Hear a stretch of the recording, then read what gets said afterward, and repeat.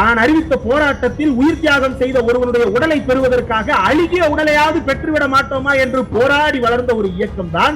இப்படி யாருடைய உடலும் அழுகிவிடக் கூடாது, உறவினர் பிடித்து கதறி அழுவதற்காவது அந்த உடல் மிச்சம் இருக்க வேண்டும் என்று உடனடியாக அந்த உடலை கொடுத்தால் இன்றைக்கு சில ஆச்சரியக்குறிகள் கேட்கிறார்கள்.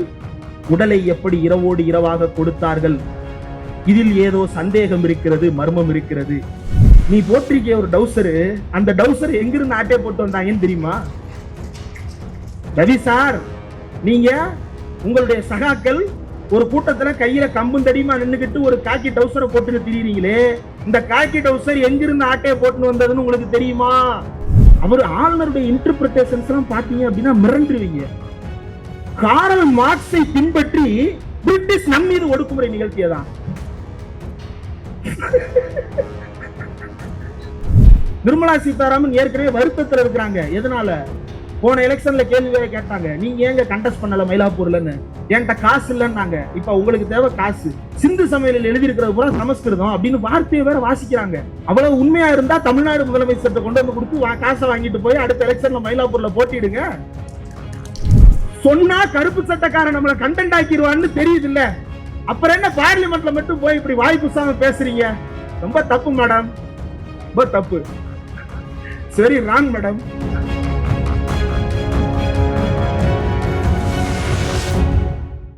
ஆசிரியரை பற்றி பேசுவது என்றால் 1943 அவர்தான் திராவிடர் கழகத்தின் இல்ல அன்றைய சுயமரியாதை இயக்கத்தினுடைய இளம் தொண்டர். 1943 தன்னுடைய 10 வயதில் சுயமரியாதை இயக்கத்தினுடைய இளம் தொண்டராக இருந்தவர். தன்னுடைய 93 வயதில் 2025 இந்த சுயமரியாதை இயக்கத்தை தலைமையேற்று நடத்தி கொண்டிருக்கிறார் நம்முடைய தமிழர் தலைவர் ஆசிரியர் அவர்கள்.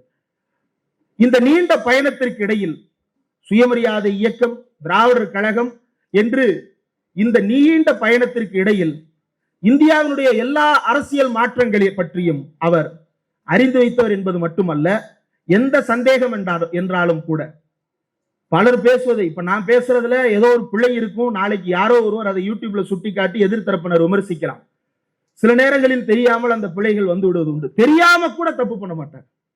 அவர் பேசுகின்ற கருத்தில், அவர் சொல்லுகின்ற ஃபேக்ட்ல இப்போது வரைக்கும் குறை கண்டுபிடிப்பதற்கு ஆளே இல்லை என்ற அளவிற்கு தமிழ்நாட்டினுடைய ஃபேக்சுவல் குடவுன் ஆசிரியர் அவர்கள். சமீபத்தில் புதுமை இலக்கிய தென்றல் சார்பாக புலவர் அவர்கள் அழைத்திருந்தார், போயிருந்தேன் பேசுவதற்காக. அது எதற்கான நிகழ்ச்சி என்றால், விடுதலையினுடைய 147வது ஆண்டு மலர் வெளியிடப்பட்டது. அதில் கற்றை எழுதுவதற்கான வாய்ப்பும் எனக்கு கிடைத்தது, எழுதியிருந்தேன். அந்த புத்தகத்தை அறிமுகப்படுத்தி பேசுவதற்கான வாய்ப்பு. அந்த புத்தகத்தை முழுமையாக படித்து திருப்பினால் ஒரு பாதி பக்கத்துக்கு மேல அந்த புத்தகத்தினுடைய கலர் மாறியது. என்ன அந்த புத்தகத்தினுடைய கலர் மாறுது? ப்ளூ அண்ட் கிரீன் அண்ட் பிளாக்ல இருந்தது வந்து கொஞ்சம் எல்லோ ஸ்டோன்ல இருந்தது. என்ன வேற ஒரு பகுதி தொடங்குது போல அப்படின்னு ஒண்ணுன்னா திருப்புனா கிட்டத்தட்ட அந்த புத்தகத்தினுடைய கால்வாசியை தாண்டுகிறது ஆசிரியர்களுடைய சுற்றுப்பயணங்கள் மட்டும். அடுத்த கால்வாசியில் மீண்டும் கட்டுரைகள் தொடங்கும் என்று பார்த்தால் ஆசிரியருடைய அன்றாட நாட்குறிப்புகளை மட்டும் எடுத்து பார்த்தால் அது இன்னொரு கால்வாசியை தாண்டுகிறது. அந்த அளவிற்கு 93 வயதில் இன்னும் தொடர்ந்து இந்த தமிழ்நாட்டிற்காக உழைத்துக் கொண்டே இருக்கிறார். தலைமுறை இடைவெளியின்றி என்று பேச்சுக்கு வேண்டுமானால் சொல்லிக் கொள்ளலாம். காலையில் ஆசிரியரே சொன்னது போல 93 நம்ம தான் அவரை டிமோட்டிவேட் பண்றோம்னு நினைக்கிறேன். அவர் இன்னும் 19 29 அவருடைய மனதில் வாழ்ந்து கொண்டிருக்கிறார். அவர் தொடர்ந்து இதே போல செயல்பட்டு கொண்டே இருக்க வேண்டும். எனக்கு முன்னால் நடந்த, இதற்கு முன்ன இந்த அமர்வுக்கு முன்னால் நடந்த கவியரங்கத்தில் கவிஞர் இளங்கோவன் அவர்கள் பேசினார். அவருக்கு இளங்கோவன் அவர்கள் கவிதை வாசித்ததற்கு பிறகு தனியா நம்ம என்ன பேச வேண்டியது இருக்குது? அவரே எல்லா சலங்கையும் கட்டி ஆடி முடிச்சுட்டாரு, இதுக்கு மேல கட்டுவதற்கு புதிய சலங்கையே இல்லையே என்னும் அளவிற்கு அப்படி ஒரு அற்புதமான கவிதை. அவர் சொன்ன பல்வேறு விவகாரங்கள் அதில் இருப்பதை தான் பேசலாம் என்று தொட்டு பேசலாமா கூடாதா என்பதெல்லாம் யோசித்துக் கொண்டிருந்தோம். ஆனால் அவர் போட்டு சரவடி கிளப்பி விட்டு போய்விட்டார். வந்துடும் நினைக்கிறேன், தம்ப்நெயில போட்டு இறக்கியிருப்பாங்க நேரம். தொடர்ந்து இது போன்ற பல்வேறு விஷயங்கள் திராவிடர் கழகத்திலிருந்து முன்னெடுக்கப்பட்டு கொண்டிருக்கிறது. எல்லாமே அறிவை மக்கள் மத்தியில் கொண்டு போய் சேர்க்கக்கூடிய முன்னெடுப்புகள். அப்படி பேசும் பொழுது சமீபத்தில் மக்கள் மத்தியில் அறிவை கொண்டாட்டமாக கொண்டு போய் சேர்த்தது திராவிட முன்னேற்ற கழகத்தினுடைய இளைஞரணி நடத்திய அறிவு திருவிழா. அந்த அறிவு திருவிழா அந்த நடத்தப்பட்ட நாட்கள் அனைத்துமே அந்த வள்ளுவர் கோட்டத்தை சுற்றி பெரும் கொண்டாட்ட சூழலாக இருந்தது. ஒவ்வொரு நாளும் உள்ளே போகும்போதும் பொதுமக்கள் அத்தனை பேர் உட்கார்ந்து அந்த கருத்தரங்குகளை ரசித்துக் கொண்டிருந்தார்கள். அந்த அளவிற்கு அது ஒரு வெகு மக்கள் இயக்கமாகவே அந்த அறிவு திருவிழாவை வெறுமன இளைஞரணி நிர்வாகிகளாக மட்டுமல்லாமல் பெருவாரியாக மக்கள் கலந்து கொள்ளுகின்ற ஒரு ஜனநாயகமான ஒரு விழாவாக அந்த விழா நடத்தப்பட்டிருந்தது. அந்த விழாவில் ஒரு முக்கியமான பகுதி காலத்தின் நிறம் கருப்பு சிவப்பு என்ற நூல் வெளியீடு. அந்த காலத்தின் நிறம் கருப்பு சிவப்பு என்கின்ற நூலில் முதல் கட்டுரையே ஆசிரியருடைய கட்டுரையிலிருந்து தான் தொடங்குகிறது. வேறு யாரிடம் இருந்து தொடங்க முடியும்? திராவிட இயக்கத்தினுடைய வரலாற்றை ஆசிரியரிடமிருந்து தொடங்காமல் வேறு எங்கிருந்து தொடங்குவது? அதில் ஆசிரியர் குறிப்பிட்டிருக்கக்கூடிய ஒரு செய்தி கண்ணில் பட்டது. 1942 திராவிட நாடு இதழுக்காக நிதி வசூல் செய்வதற்காக, திராவிட நாடு இதழினுடைய வளர்ச்சிக்காக நிதி வசூல் செய்வதற்காக கூட்டம் நடத்தப்படுகிறது. அந்த கூட்டத்தில் 112 ரூபாய் நிதியாக அண்ணாவிடம் ஒப்படைக்கப்படுகிறது. அந்த கூட்டத்தில் முதலாக ஆசிரியர் பேசுகிறார். அதற்கு பிறகு 44 ஜூலை 29 தென்னார்காடு மாவட்டத்தில் திராவிடர் மாநாடு நடத்தப்படுவதாக இருக்கிறது. கடலூர் மாவட்டம் திருப்பாதிரி புலியூரில் கடைசியில் நடைபெற்றது. அந்த கூட்டத்தில் ஆசிரியர் பேசி முடித்ததற்கு பிறகு பேரறிஞர் அண்ணா, இப்போது பேசிய இச்சிறுவன் காதிலே குண்டலமும் நெற்றியிலே நீரும் கழுத்திலே ருத்ராட்சமும் அணிந்து பேசியிருந்தால் இந்த காலத்து ஞான சம்பந்தனாக ஞானப்பால் குடித்தவனாக மாற்றி இருப்பார்கள். ஆனால் அவர் பேச்சை கேட்டால் அவர் அருந்தியது பகுத்தறிவு பால் என்று மாற்றினார். இன்றைக்கும் நமக்கெல்லாம் அந்த பகுத்தறிவு உணர்வுகளை தொடர்ந்து கடத்தி கொண்டே இருக்கின்ற ஒரு ஜீவாதாரமாக, ஒரு நதி எங்கிருந்து தொடங்குகிறதோ அது போல அங்கிருந்து பிரவாகம் எடுத்துக் கொண்டிருக்கின்ற அந்த பகுத்தறிவு கருத்துக்கள் இன்னும் பலரையும் ஆச்சரியத்தில் ஆழ்த்திக் கொண்டே இருக்கிறது. எப்போது சந்தேகம் வந்தாலும் முதல்ல தேடுகின்ற இடம் திடல் தான்.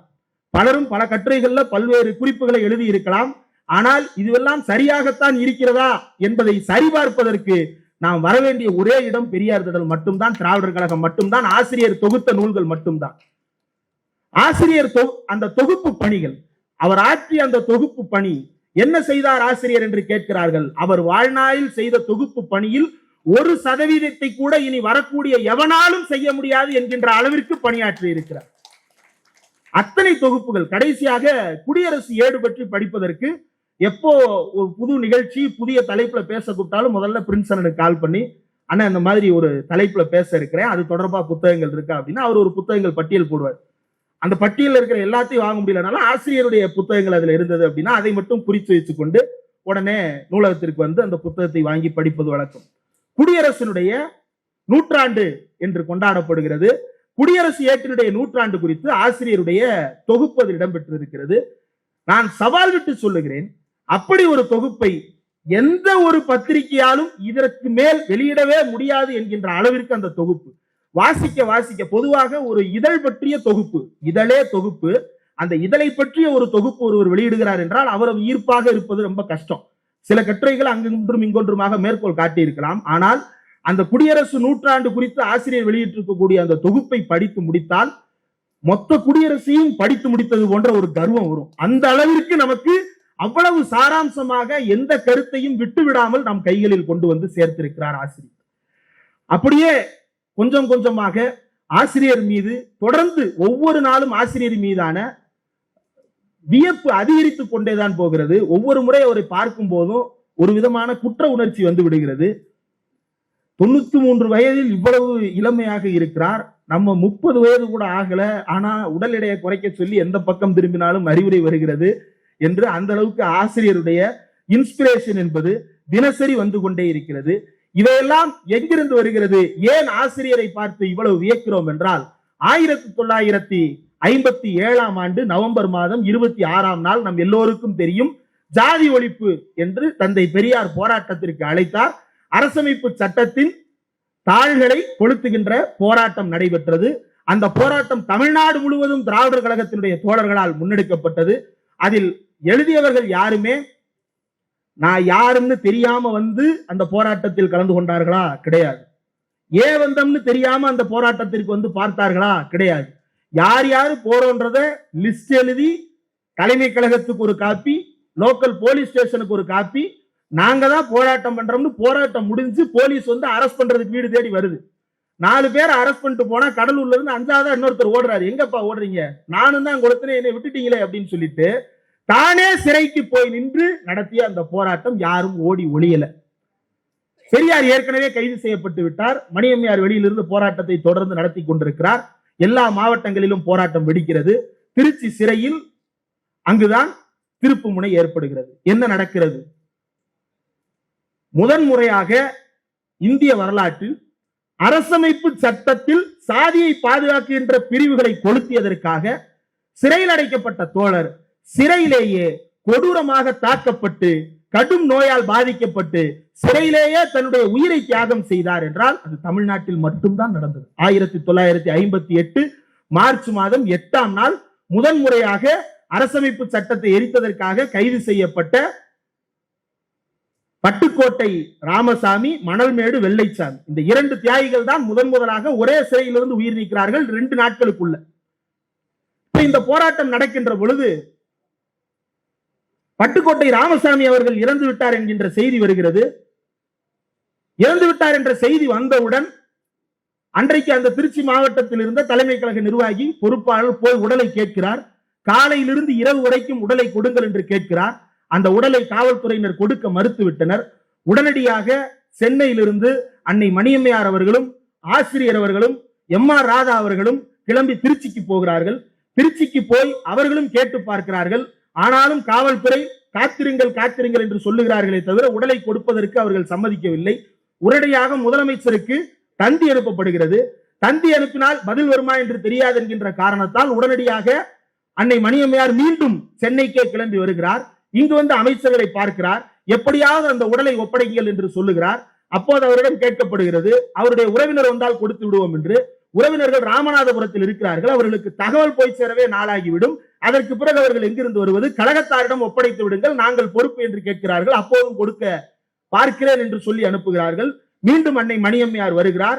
அதற்கு பிறகு இதற்கிடையிலேயே மணல்மேடு வெள்ளைச்சாமி அவர்கள் இறந்து விட்டார். அவருடைய உடல் வந்து பெரியார் மாளிகையில் வைக்கப்பட்டு அதற்கு பிறகுதான் மணியம்மையார் சென்னைக்கு போய் சென்னையில் வந்து உத்தரவுகளை பெற்றுவிட்டு மறுபடியும் வந்து ராமசாமி அவர்களுடைய உடலையும் பெற்று 2 உடல்கள். இந்த உடலை பெறுவது அப்படின்றது இருக்குல்ல, இது ஏற்கனவே சில கூட்டங்களில் பேசியிருந்தேன். ஆனால் அன்றைக்கு கேமராக்கள் குறைவு, இன்றைக்கு கேமராக்கள் அதிகம். அதனால் மீண்டும் அதனை பதிவு செய்யவே விரும்புகிறேன். கழக தோழர்களுக்கு தெரியும், ஆனால் கேமரா வழியாக பார்க்கின்ற ஆச்சரிய குறிகளுக்கு புரிய வேண்டும் என்பதற்காக சில தகவல்களை சொல்லித்தான் ஆக வேண்டும். அந்த உடல் ஐஸ் பாக்ஸில் வைக்கப்பட்டு பாதுகாக்கப்பட்டு கொடுக்கப்பட்டதா? இல்லை. மார்ச்சுரி முடிக்கப்பட்டு உடனடியாக கைகளில் ஒப்படைக்கப்பட்டதா? மார்ச்சுரியில் காலதாமதம் ஏற்பட்டதா? இல்லை, எதுவும் இல்லை. என்ன செய்யப்பட்டது என்றால் அந்த உடலை காவல்துறையினர் வெளியில் போனால் இவர்கள் அறுத்து பார்த்து உடம்பில் என்ன இருக்கிறது என்று கண்டுபிடித்து விடுவார்களே என்று பயந்து திருச்சி சிறை வளாகத்திற்குள்ளேயே உடலை புதைத்து பிறகு மேலிடத்திலிருந்து அழுத்தத்தை கொடுப்பதற்கு எல்லா வேலைகளையும் செய்ததற்கு பிறகு புதைந்து அழுகி போன பிணத்தை தோண்டி கழக தோழர்களிடம் கொடுத்தார்கள். அந்த அழுகிய பிணத்தையும் எடுத்துக்கொண்டு உணர்வெழுச்சியோடு திருச்சி முழுவதும் மிகப்பெரிய பேரணி நடந்தது. அன்றிலிருந்து தொடர்ந்து பல தோழர்களுடைய மறைவு செய்தி வந்து கொண்டே இருக்கிறது. ஒவ்வொரு தோழருடைய மறைவு செய்தி வரும் பொழுதும் விடுதலையில் அறிக்கைகளும் பேச்சுக்களும் தொடர்ந்து வெளியாகி கொண்டே இருக்கின்றன. அப்படி இருக்கும் பொழுது ஒரு 10 மார்ச் 1958 விடுதலையில் ஒரு தலையங்கம் வெளியிடப்படுகிறது, கட்டுரை வெளியிடப்படுகிறது. அறிவிப்பு எப்படி வேண்டுமானாலும் இதை எடுத்துக் கொள்ளலாம். அதில் கேட்கப்பட்டது ஒன்றே ஒன்றைத்தான், சூத்திரர்களே, நம்முடைய இழிவை துடைக்க நடத்துகின்ற இந்த போராட்டத்தை பார்த்திருப்பீர்கள் என்ன நடக்கிறது என்று. இந்த கொடுமைகளுக்கு நாம் முடிவு கட்ட வேண்டாமா? எம்எல்ஏக்களே, மந்திரிகளே, அதிகாரிகளே, உங்களுக்கும் ஒரு காலத்தில் சாவு உண்டு என்பதை மறக்காதபடி உங்கள் கடமையை செய்யுங்கள். பதவி சதமல்ல, மறைந்த உயிர்களை திருப்பி தர முடியாது. ஆனால் அவரவர் கடமையை செய்யலாகாதா? சாவில் கூடவா வேற்றுமை? வேண்டாம் வேண்டாம், மனிதத்தன்மையோடு நடந்து கொள்ளுங்கள் என்று மார்ச் 10ஆம் தேதி நடந்தது. மனிதத்தன்மையோடு நடந்து கொள்ளுங்கள் என்று விடுதலை சொன்னதில்லையா? அந்த உணர்வு மனதில் பதிந்ததால் மட்டும்தான் கரூரில் ஒரு கொடூரம் நடந்த போது உடனடியாக தன்னுடைய கடமையை செய்ய வேண்டும் என்கின்ற நோக்கோடு இரவோடு இரவாக அனைத்து பணிகளையும் விரைவுபடுத்தி மருத்துவர்களை குவித்து அவர்களிடம் உடல் ஒப்படைக்கப்பட்டது. இந்த இயக்கம் எப்படி வளர்ந்த இயக்கம்? தான் அறிவித்த போராட்டத்தில் உயிர் தியாகம் செய்த ஒருவனுடைய உடலை பெறுவதற்காக அழுகிய உடலையாவது பெற்றுவிட மாட்டோமா என்று போராடி வளர்ந்த ஒரு இயக்கம் தான் முதிர்வடைந்து இப்படி யாருடைய உடலும் அழுகிவிடக் கூடாது, உறவினர் பிடித்து கதறி அழுவதற்காவது அந்த உடல் மிச்சம் இருக்க வேண்டும் என்று உடனடியாக அந்த உடலை கொடுத்தால் இன்றைக்கு சில ஆச்சரியக்குறிகள் கேட்கிறார்கள். உடலை எப்படி இரவோடு இரவாக கொடுத்தார்கள்? இதில் ஏதோ சந்தேகம் இருக்கிறது, மர்மம் இருக்கிறது. மர்மம் எல்லாம் ஒன்றுமில்லை, சூழ்ச்சி உன்னுடைய மண்டைக்குள் இருக்கிறது. அந்த மண்டைக்குள் போன சூழ்ச்சிக்கு காரணம் உனக்குள் ஒளிந்திருக்கக்கூடிய அந்த பார்ப்பனியம். அந்த பார்ப்பனியத்தை தூக்கி நீ எரிய வேண்டும் என்பதற்காகத்தான் தொடர்ந்து இந்த போராட்டம் நடக்கிறது. அதனை ஒட்டி தொடர்ந்து தமிழ்நாடு முழுவதும் இறந்த வீரர்களுக்கு வீர வணக்கம் செலுத்துகின்ற கூட்டங்கள் நடத்தப்படுகிறது. அந்த கூட்டங்களில் எல்லாம் ஆசிரியர் பேசுகிறார். மார்ச் 18 அன்று பேசுகிறார். பேசும் பொழுது நாங்கள் என்ன ஒவ்வாத கருத்தை சொல்லிவிட்டோம். மனிதன் மனிதனாக மதிக்கப்பட வேண்டும் என்று சொல்கிறோம். மக்கள் மதிக்கப்பட வேண்டும் என்கிறோம். இதற்காக என்று 4000 உயிர்கள் ஊசலாடி கொண்டிருக்க வேண்டிய நிலை இது என்றால் இது நீதியாகுமா? நாம் மானத்தோடு வாழக்கூட உரிமை இல்லையா என்று கேட்டு தமிழ்நாடு முழுவதும் உணர்வை ஊட்டியவர் நம்முடைய ஆசிரியர் தமிழர் தலைவர் வீரமணி அவர்கள். இன்னும் அவர் கேட்கிறார், உயிரைத்தான் பிரித்தனரே, உடலையாவது நாம் காண கொடுத்தார்களா என்று நடந்த வேதனை சம்பவங்களை எல்லாம் பதிவு செய்கிறார். நிறைவாக அவர் இந்தி எதிர்ப்பில் குறிப்பிடுகிறார். இந்தி எதிர்ப்பில் தாளமுத்து நடராசனை இழந்தோம், சாதி ஒழிப்புக்கு பட்டுக்கோட்டை ராமசாமி மணல்மேடு வெள்ளைச்சாமியை பறிகொடுத்தோம். இந்த வீரர்களுக்கு நாம் காட்டும் மரியாதை பெரியார் அவர்கள் விடுக்கும் செய்திப்படி நடப்பதாகும். பார்ப்பானுடன் உறவு கொள்ளாதீர்கள், மான உணர்ச்சி பெறுங்கள், பெரியார் வழியில் நில்லுங்கள், சாதி காக்கும் எதையும் சுட்டழியுங்கள், இந்து மத சாக்கடையை தூர்த்து விடுங்கள், பதவிக்காக பார்ப்பானுக்கு அடிமையாகாதீர்கள், சாதி அமைப்பை தகர்த்து சமத்துவ சமதர்ம சமுதாயத்தை அமையுங்கள் என்பதே அவ்வீரர்களின் இறுதி செய்தி. இதன்படி நடப்பதே நமது கடமை, அவர்களுக்கு காட்டும் மரியாதை என்று 1958 சூளுரைத்து மக்களுக்கு அவர் சொன்னதைத்தான் இன்றைக்கு வரைக்கும் ஒரு இம்மி விலகாமல் கடைபிடித்துக் கொண்டு நம்மையும் அதே வழியில் இழுத்து சென்று கொண்டிருக்கிறார் நம்முடைய ஆசிரியர் அவர்கள்.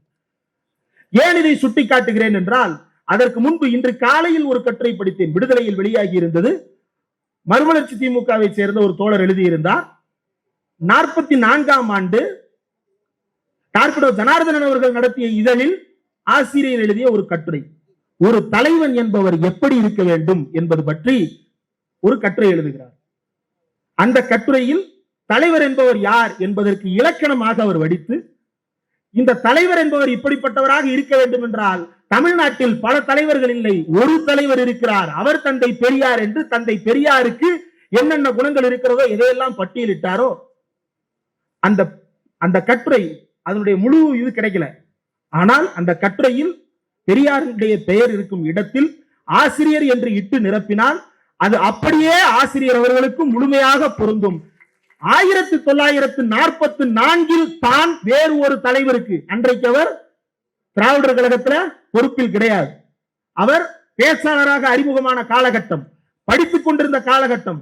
44 தான் பார்த்து வியந்த ஒரு தலைவனுக்கு எழுதிய இலக்கணத்தின்படி 93 வயதிலும் 10 வயதில் எழுதியதை 83 வருடங்களுக்கு பிறகு 93 வயதிலும் மாறாமல் பின்பற்றுகின்ற இந்த குணம் உண்மையிலேயே ஆச்சரியத்தில் ஆழ்த்துகிறது. போன வாரம் ஒரு வீடியோல ஒண்ணு பேசி இருக்கிறோம், இந்த வாரம் பேசினது அதுல இருந்து முரண்பற்ற கூடாதுன்னு திரும்ப திரும்ப போட்டு கேட்டுட்டு இருக்கிற ஒரு நாள். ஒரு மேடையில பேசுறோம் அப்படின்னா போன மேடையில் பேசியதிலிருந்து இந்த மேடையில் மாறிவிடக் கூடாது, சரியாகத்தான் பேசுகிறோமா, வார்த்தை கவனமாகத்தான் கையாளுகிறோமா என்பதையெல்லாம் மீண்டும் மீண்டும் அளந்து பார்த்து கொண்டே இருக்கிறோம். ஆனால் இவ்வளவு பெரிய இயக்கத்தை இந்த கொள்கையிலிருந்து தலைவன் என்பவன் எப்படி இருக்க வேண்டும் என்று தான் வகுத்த லட்சணத்திலிருந்து எந்த இடத்திலும் விலகாமல் இன்றைக்கு வரைக்கும் வழிநடத்தி கொண்டிருக்கிறார் என்றால் ஆசிரியருடைய அந்த இனமான உணர்வுதான் நம்மை எல்லாம் அவரை பார்த்து வியக்க வைக்கிறது, அவரையும் அந்த இடத்திலிருந்து விலகாமல் பிடித்து வைத்திருக்கிறது. இன்னும் ஆச்சரியமான ஒரு விஷயம் என்னவென்றால், பொதுவாக திராவிட இயக்கத்தை சேர்ந்த யாரும் உயிருக்கு அஞ்சுவது கிடையாது. உயிருக்கு அஞ்சி இருந்தால் 1958 2 பேர் சிறையில் செத்தார்கள் என்று தெரிந்த பிறகும் கூட மீண்டும் மீண்டும் போராட்டம் நடத்தி சிறைக்கு போயிருக்க மாட்டார்கள். 2019 ஆண்டு மார்ச் மாதம் 3ஆம் தேதி தினமலர் வாரமலரில் அவர்களுடைய இனமலர் வாரமலரில் ஒரு கேள்வி பதில் வெளியாகிறது.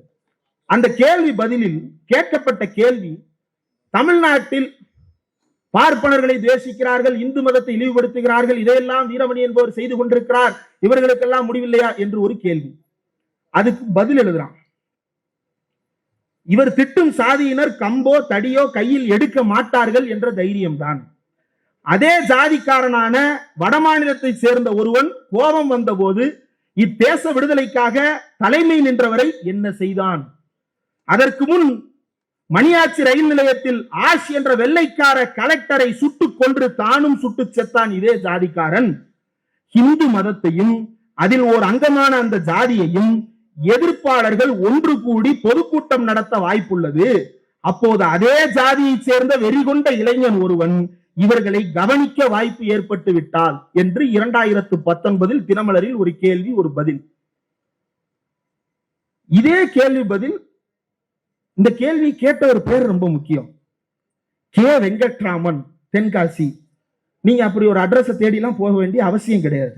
ஏன்னா அந்த பேர் போட்ட பத்திரிகைக்கு பேரு தினமலர். அப்போ அப்படி அந்த பேர் போட்ட ஆளு ஒருவேளை நாக்பூர்ல உட்கார்ந்து இருக்கோ, தினமலர் ஆபீஸ்ல உட்கார்ந்து இருக்கோ வாய்ப்பு இருக்கே தவிர தென்காசியில உட்கார்ந்து இருக்கிறதுக்கு வாய்ப்பு இல்லை. 2022 மறுபடியும் காலை கதிர் அதே கேள்வி, அப்படியே வார்த்தை மாறாம, அதே பதில் அப்படியே வார்த்தை மாறாம. ஆனா இங்க கேள்வி கேட்டவர் பேரு கே மாரியப்பன், பெருந்துறை. பெருந்துறையிலையும் மாரியப்பன் கிடையாது, தென்காசியில வெங்கட்ராமனும் கிடையாது. எழுதியது தினமலர். இப்படி ஒரு அச்சுறுத்தலை விடுக்கிறார்கள். காந்தியை சுட்டுக் கொன்றது போல, மணியாட்சியில் ஆஸ்துரையை சுட்டுக் கொன்றது போல, ஆசிரியரை சுட்டுக் கொள்ளவும் தயங்க மாட்டான் இந்த இனத்தை சேர்ந்தவன், நடக்கும் என்று சொல்றான் கொடுத்தார். இதை பற்றி மார்ச் 18 கலைஞர் செய்திகள்ல ஆசிரியர் ஒரு பேட்டி கொடுக்கிறார். கலைஞர் செய்திகளுடைய ஆசிரியர் திருமாவேலன் அவர்களோடு நடந்த உரையாடல் முதல் 5 நிமிடங்களிலே இருக்கிறது. இப்படி ஒரு செய்தி வந்தது உண்மைதான், அதை எழுதியிருக்கிறாங்கன்றது உண்மைதான். பார்த்தேன். பாதுகாப்பை பத்திலாம் நம்ம அச்சப்படுறது கிடையாது, பாதுகாப்பு எல்லாம் ஓகே. ஆனா மகிழ்ச்சியான ஒரு செய்தி தான் அது. அதுல ஒரு மகிழ்ச்சியான செய்தி இருக்கு. என்னன்னா, சராசரியா ஒரு மனுஷன் வாழ்ந்தான் செத்தான், எத்தனையோ பேர்ல ஒருத்தனா இல்லாம, ஒருத்தன் செத்ததுக்கு அப்புறமும் அவனுடைய உடலும் அவனுடைய வாழ்வும் அவனுடைய பணியும் பயனுள்ள ஒரு கொள்கைக்காக அர்ப்பணிக்கப்பட்டது என்கின்ற ஒரு நிலைதான் பெரும் வாய்ப்பு. அந்த வாய்ப்பு எனக்கு கிடைக்கும் முடியல, இது இல்ல ஹைலைட். இதுக்கு அடுத்து சொன்னதுதான் அது எனக்கு நற்சான்று. ஆமா, இது எப்பவுமே சொல்றது, நூல் எந்த திசையில் ஆடுகிறதோ அதற்கு எதிர் திசையில் ஆடுவதுதான் நம்முடைய வேலை. நூலாடும் திசையில் நீ ஆடாதே. 2019 அந்த கொலை மிரட்டலுக்கு ஆசிரியர் சொன்ன பதிலில் அது எனக்கு நற்சான்று என்று சொன்னார். அது எனக்கு நற்சான்று என்பது கூட அல்ல, அதற்கு பிறகு ஒரு வார்த்தை சொன்னார். இப்படி ஒரு சம்பவத்தில் இப்படி ஒரு விஷயத்தை யோசிக்க அவரால் எப்படி முடிந்தது என்பதுதான் அதில் இருந்த மிகப்பெரிய ஆச்சரியம். நான் செத்து விட்டால், நான் கொல்லப்பட்டு விட்டால் எனக்கு பிறகு என் உடல் என்ன ஆகும் என்பது தெரியாது. ஆனால் நான் வாழும் போதே இப்படி ஒரு மிரட்டலை விட்டிருக்கிறார்கள். இதன் மூலமாக எனக்கு பிறகும் என்னுடைய வரலாறு தொடரும் என்பதற்கு அவன் ஆயுள் காப்பீடு செய்து கொடுத்திருக்கிறான் என்று சொன்னார் ஆசிரியர் அவர்கள். தன்னுடைய வாழ்க்கையை இந்த தமிழ்நாட்டிற்காகவும் தமிழர்களுக்காகவும் திராவிட இனத்திற்காகவும் அவர் அர்ப்பணித்திருக்கிறார். இன்னும் தமிழர் தலைவர் என்று தி இந்து வெளியிட்ட ஒரு புத்தகம் இருக்கிறது. அந்த புத்தகத்தில் அவர் ஒரு செய்தியை சுட்டிக்காட்டுகிறார், ரொம்ப முக்கியமான செய்தி. தந்தை பெரியார் சொன்ன செய்தி. தந்தை பெரியார் சொன்னது என்னவென்றால், நான் இந்த இனத்திற்கு இன்ஜினை பூட்டி விட்டேன், இனி இந்த நாட்டில் எங்கெல்லாம் யாரெல்லாம் ஒடுக்கப்படுகிறார்களோ அப்படி ஒடுக்கப்படுகின்ற இடத்திலெல்லாம் இந்த இனம் போராட்டத்தை முன்னெடுக்கும். இனி எங்கெல்லாம் உரிமை மறுக்கப்படுகிறதோ மறுக்கப்படும் இடங்களிலெல்லாம் இந்த இனம் போராட்டத்தை முன்னெடுக்கும். இது நாடு முழுவதும் பரவக்கூடியது என்று அவர் குறிப்பிட்டார். பெரியார் அவர்கள் குறிப்பிட்டதை ஆசிரியர் மேற்கோள் காட்டியது மட்டுமல்ல, அதே வழியில்தான் இன்றைக்கு வரைக்கும் தமிழ்நாட்டில் சில பெயர்களை இந்திய வரலாற்றால் அழிக்கவே முடியாது. இந்தியா முழுவதும் லல்லு பிரசாத் யாதவ் என்றால் லல்லு பிரசாத் யாதவுக்கு இந்தியா வைத்திருக்கிற அளவுகோல் வேறு, தமிழ்நாடு வைத்திருக்கிற அளவுகோல் வேறு. விபி சிங்கிற்கு இந்தியா வைத்திருக்கிற அளவுகோல் வேறு, தமிழ்நாடு வைத்திருக்கிற அளவுகோல் வேறு. இதற்கெல்லாம் காரணம் யார்? கற்பூரி தாக்கூர்னு ஒருத்தர் இருக்கிறாரு. அப்படி ஒருத்தர் இருந்தாரான்னு கர்நாடகால போய் கேட்டா தெரியாது. ஆனா தமிழ்நாட்டுக்கு கற்பூரி தாக்கூரை தெரியும். ஏன்னா பீகார் இடஒதுக்கீட்டை அறிமுகப்படுத்தினார் என்று. லல்லு பிரசாத் யாதவை தமிழ்நாட்டிற்கு தெரியும். லல்லு பிரசாத்தை எப்படி தெரியும்? அவர் இடஒதுக்கீட்டிற்காக போராட்டம் நடத்தினார், பிற்படுத்தப்பட்ட இனத்தின் மக்களுக்காக போராடினார், மண்டல் கமிஷன் பரிந்துரைகளை அமல்படுத்துவதற்காக போராடினார் என்று நமக்கு தெரியும். இதுவெல்லாம் நமக்கு தெரிந்திருக்கிறது என்றால் அதற்கு ஒரே காரணம் நம்முடைய தமிழர் தலைவர் ஆசிரியர் அவர்களும் திராவிடர் கழகமும் மட்டும்தான். திராவிடர் கழகம் அறிமுகப்படுத்தி இருக்காவிட்டால் தமிழ்நாட்டிற்கு விபி சிங் கிடையாது. திராவிடர் கழகம் அறிமுகப்படுத்தி இருக்காவிட்டால் தமிழ்நாட்டிற்கு மண்டல் கமிஷன் தெரியாது. திராவிடர் கழகம் இருந்திருக்காவிட்டால் தமிழ்நாட்டிற்கு லல்லு பிரசாத் யாதவ் மேலும் ஒரு பீடாக்காரராகத்தான் தெரிந்திருப்பார். திராவிடர் கழகம் இருந்திருக்காவிட்டால் தமிழ்நாட்டில் கற்பூரி தாக்கூர் யாரோ ஒருத்தர் எங்கேயோ அவார்டு வாங்கிட்டு போயிட்டார் போல என்பதாகத்தான் இருந்திருக்கும். ஆனால் இந்தியா முழுவதும் எங்கெல்லாம் சமூக நீதி போராட்டம் நடக்கிறதோ அங்கெல்லாம் இருக்கக்கூடிய தலைவர்களை நமக்கு அறிமுகப்படுத்தி, அவர்களுக்கெல்லாம் தமிழர்களுடைய இனத்தின் பெருமையை அறிமுகப்படுத்தி, நம்முடைய சுயமரியாதை சிந்தனையை அறிமுகப்படுத்தி, இன்றைக்கு பீகாரில் முதலமைச்சர் வேட்பாளராக போட்டியிட்டு தோல்வி அடைந்திருக்கலாம் தேஜஸ்வி அவர்கள்.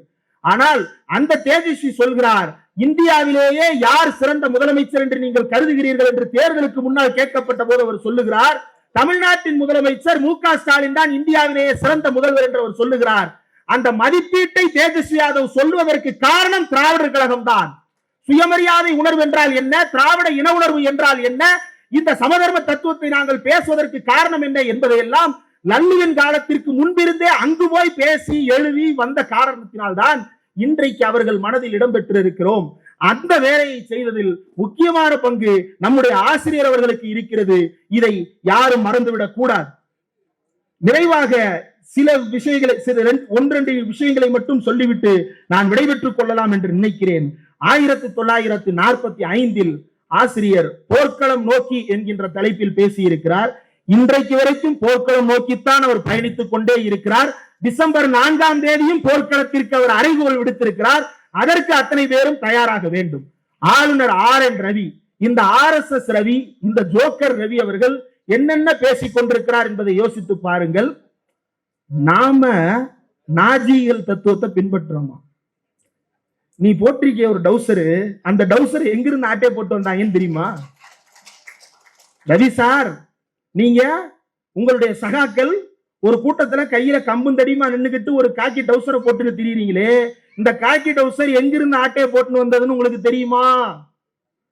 முசோலினிட்டு இருந்து ஆட்டையை போட்டு வந்தது. நீங்க எங்களை பார்த்து சொல்றீங்க நாங்க நாஜிக்கல் அப்படின்னு. ஆசிரியர் தான் அதையும் சுட்டி காட்டினார் அறிக்கையில.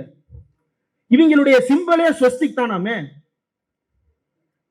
அதே நாஜி சிம்பல். ஏன்டா நாஜிய சிம்பலா வச்சுக்கிட்டு உடையில முசோலினி பாசிஸ்ட வச்சுக்கிட்டு நீ எங்களை பார்த்து நாஜின்னு சொல்றியா? இதுல அவர் ஆளுநருடைய இன்டர்பிரேஷன்ஸ் எல்லாம் பாத்தீங்க அப்படின்னா மிரண்டுருவீங்க. காரல் மார்க்ஸை பின்பற்றி பிரிட்டிஷ் நம் மீது ஒடுக்குமுறை நிகழ்த்தியதான்.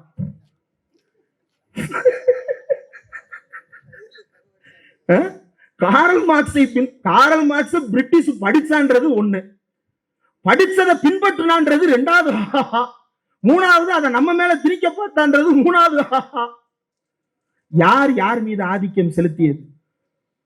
இந்தியா முழுவதும் இன்றைக்கும் சாதிய கட்டமைப்பு இறுக்கமாக இருக்கிறது என்றால் இந்த கட்டமைப்பை இறுக்கி வைத்ததில் யாருடைய பங்கு அதிகம் என்றால் வெள்ளக்காரனோடு சேர்ந்து நின்ன பாப்பானுடைய பங்குதான் அதிகம்.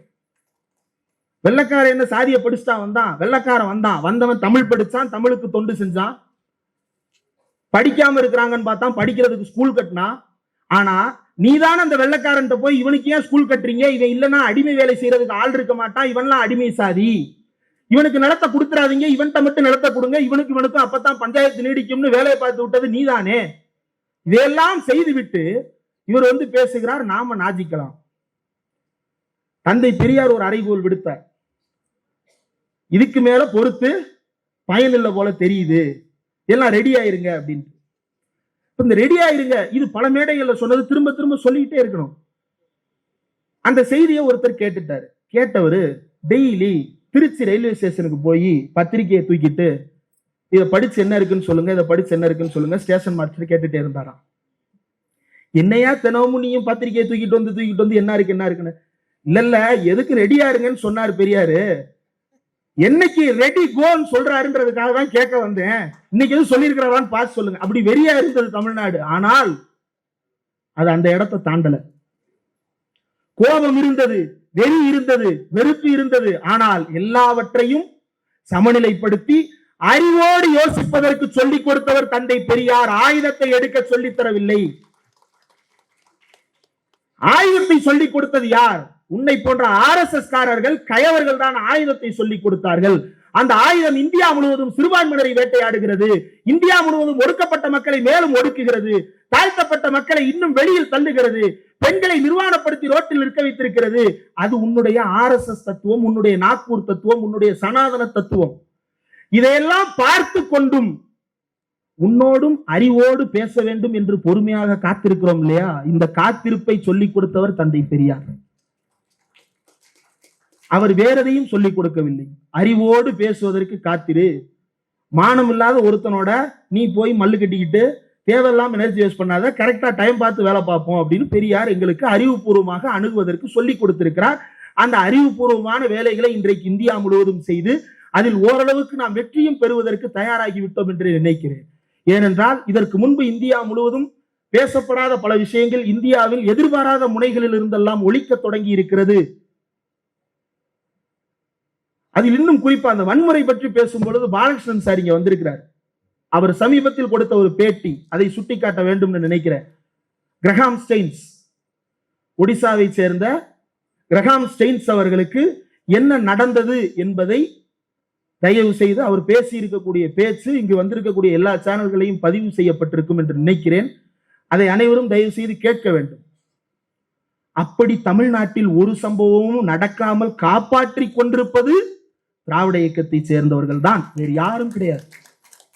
இன்றைக்கு இந்தியா முழுவதும் இந்த தத்துவம் போய் சேர்ந்தால் மட்டும்தான் அங்கு நடக்கக்கூடிய வன்முறைகளும் கட்டுப்படுத்தப்படும், சுயமரியாதை மீட்டெடுக்கப்படும் என்பது அனைவராலும் உணரப்பட தொடங்கி இருக்கிறது. இதை நாம் நிறைவாக ஒரே ஒரு கருத்தை மட்டும் சொல்லி விடைபெற்றுக் கொள்ளுகிறேன்.